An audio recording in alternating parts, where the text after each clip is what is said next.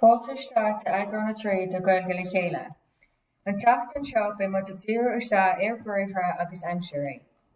Aimsir lárach. Cílín aimsir lárach inis nó gach lá. An bréithir a chur san aimsir lárach, úsáidtear fréamh an bhréithir agus an craobh cheart a chur leis. Aimsir chaite. Cílín aimsir chaite de núméid ó hain, inné, an teacht anseo chaite, an ara, nó demlí nó hain.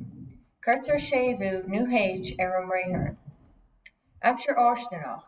Cílín aimsir áisteanach, amárach, an teacht anseo thugann, an bhliain seo thugann agus uirle. Úsáidtear fréamh nó rúta an bhréithir agus an craobh cheart a chur leis. Aimsir gnáthchaite. Rud a bhíoch ag tarlú go minic san aimsir chaite. Gach lá nuair a bhí mé i mo dhéagóir bhíon.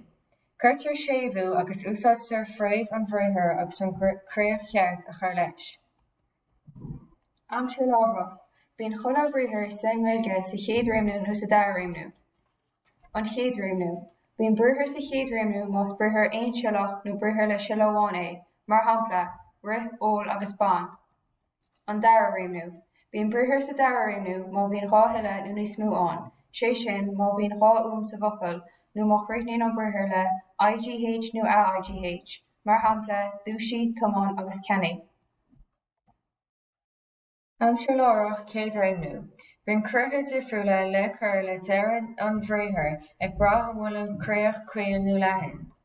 Feictear deireadh an bhréithir caoil ar taobh na lámha clé, agus deireadh an bhréithir leathan ar taobh na lámha deise. Bréis. Bréithir caoil é méarheol gohfuil an gota deireadh caoil. Tá an aghaidh ag duine an bréithir caoil. Dá bhrí sin curtar deireadh an taobh caoil leis chun é a chur san aimsir lárach. Smaoiní, ní úsáidtear méid ná muid san aimsir lárach.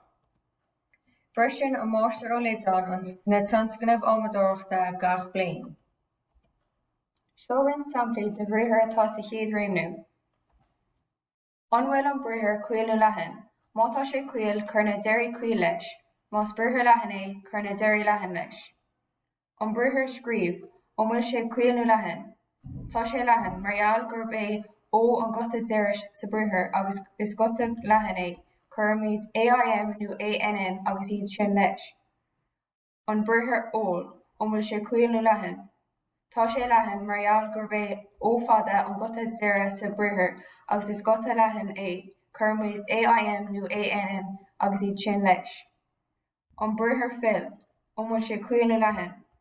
Tá sé caoil margheall gurb é an gota deiris sa bréithir. Úsáidimid IM nó IANN.